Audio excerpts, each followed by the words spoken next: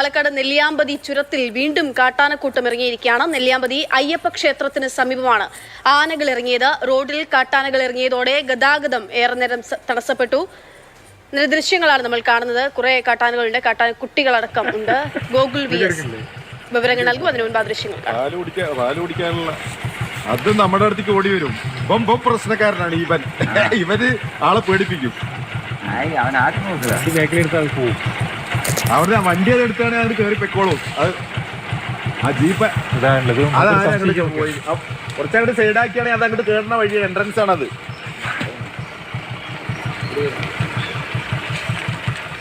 അതേ പെക്കോളൂ.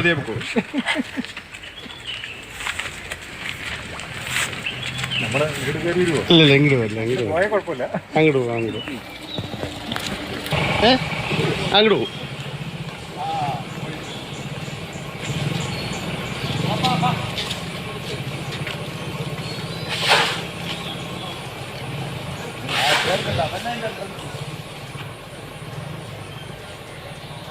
ഗോകുലുണ്ട് വിവരങ്ങളുമായി. ഗോകുൽ, ഈ ചുരത്തിൽ നെല്ലിയാമ്പതി ചുരത്തിൽ ഇങ്ങനെ ആനകൾ ഇറങ്ങുന്നത് സാധാരണമാണ്.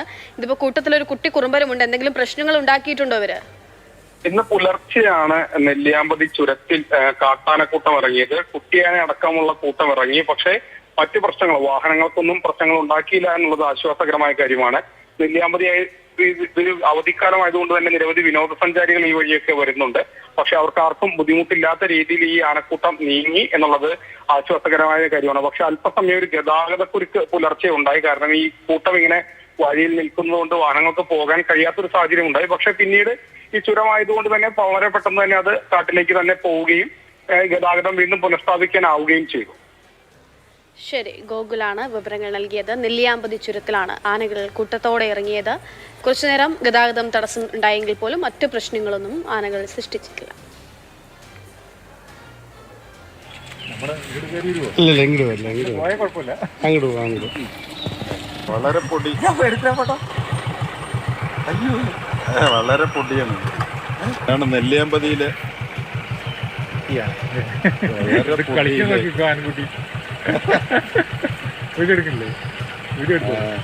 പാല് കുടിക്കാനുള്ള അത് നമ്മുടെ അടുത്തേക്ക് ഓടി വരും. പ്രശ്നക്കാരനാണ് ഇവന് ആളെ പേടിപ്പിക്കും.